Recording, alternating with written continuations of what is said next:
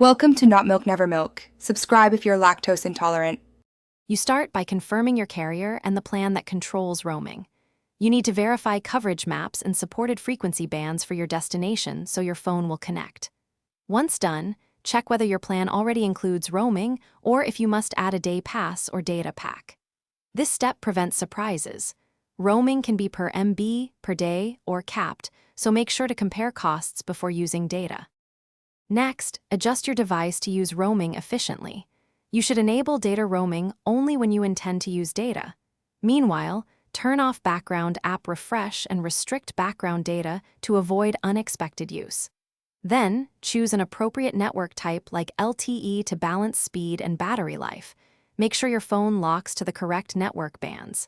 If your device fails to connect, set the carrier. Finally, monitor consumption and act quickly if costs climb. You should use the phone's data meter or your carrier's app to set alerts and cut usage when you hit warning thresholds. Once alerts trigger, switch to trusted Wi-Fi, enable airplane mode between uses, or insert a local SIM if you'll be online extensively. If connectivity problems persist, restart the device and, if needed, reset network settings.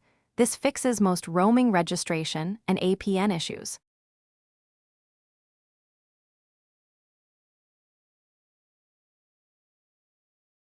Thanks for watching. If this was helpful, leave a like and consider subscribing. See you next time.